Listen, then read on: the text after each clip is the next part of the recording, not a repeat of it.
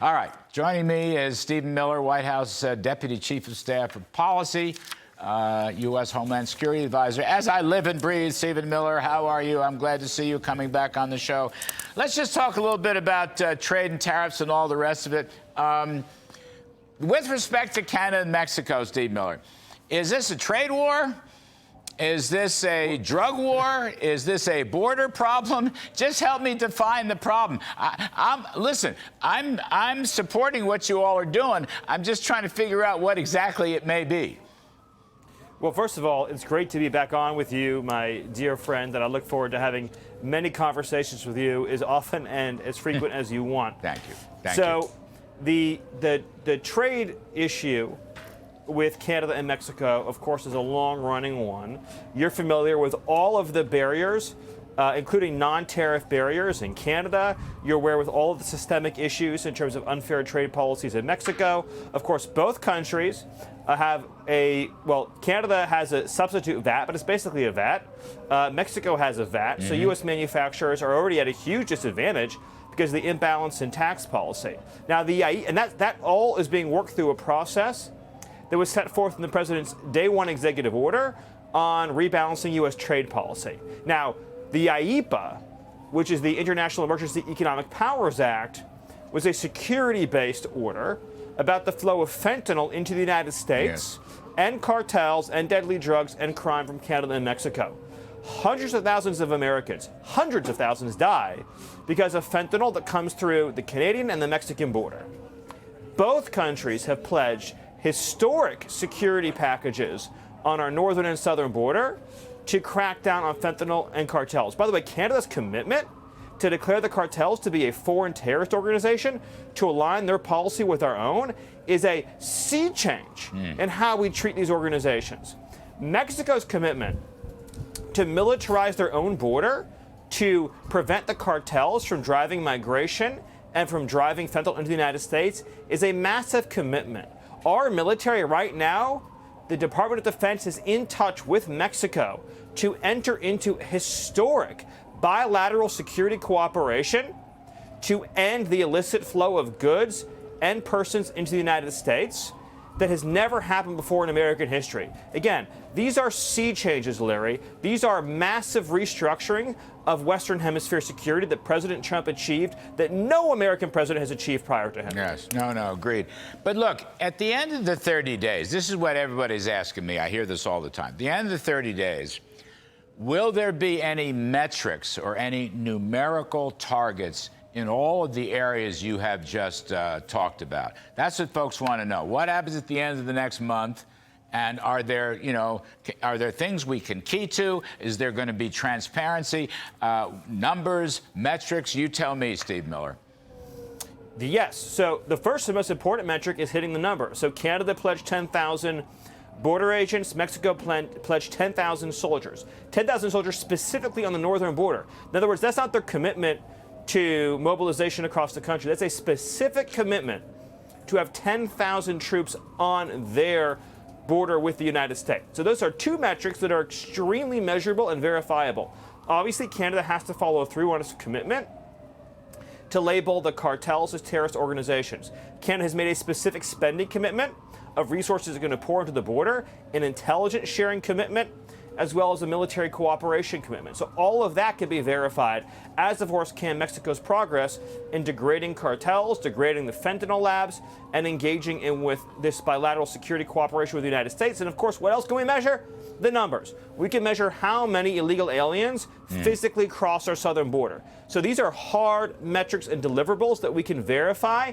And Larry, I think a friend of yours once said, trust but verify. And so we are going to see whether or not they live up to their commitments. And then at the same time, there's a different process that was set in motion on day one of the Trump presidency to fix our trade and manufacturing policies to bring jobs and growth back to the United States. And President Trump has been clear throughout his life that this is a top priority for him. Listen, we had Jason Smith on, Ways and Means Chair, but let's not cut the link between tariffs and tax cuts here at home.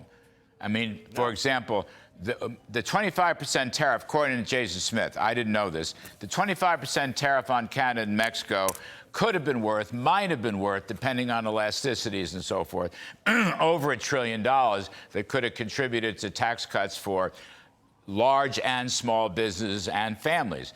I was going to weigh in too, Stephen Smith. The universal tariff idea, whether it's 10% or 15% or whatever, you know, that could yield $500 billion. I've actually talked to the president about this. That could then be used. That could be used for tax cuts. So I'm trying to create a nexus here. There is a linkage. I want to weigh in on that very specifically, Larry. And I'm glad you brought that up. So I don't want to be misunderstood here at all. So let me drill down. There's a specific memorandum that President Trump issued on his first day in office, the America First Trade Policy Memorandum. It directed Treasury, Commerce, USTR to analyze our trade imbalances all over the world. That would then form the legal basis for the kind of tariff policy that you're talking about based on the findings of that review. As you mentioned, that could lead to potentially trillions of dollars in revenue collection for the United States. Right. That's in addition to whatever process we end up on with Canada and Mexico. And of course, they're included in any global review. The president's long-term goal, well, I should say his short-term goal, but the long-term benefit to the United States, is to shift our revenue collection away from corporate and income tax to import collection. Mm-hmm. That's the system the Founding Fathers set up. You know, I always am very disappointed in my libertarian friends when they forget this. Our Founding Fathers did not want an income tax. Our Founding Fathers did not want an intrusive Internal Revenue Service creeping and crawling into every aspect of our lives. They wanted a smaller, leaner government funded by simple collection at the border. So President Trump is standing on the shoulders and following the footsteps of the men who founded this country. I like it. I just didn't want you to forget about it. You know, sometimes you forget about tax cuts, and once in a while. I will never forget about tax cuts, and on your show, I will never, ever forget about tax cuts. Last point. We were just talking about this.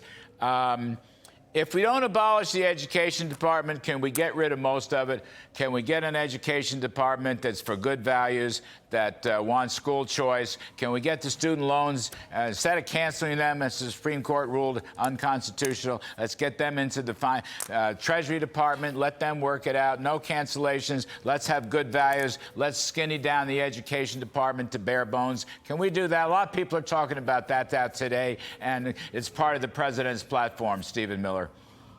Yeah, well, the president's platform, to be crystal clear, is to send education back to the states.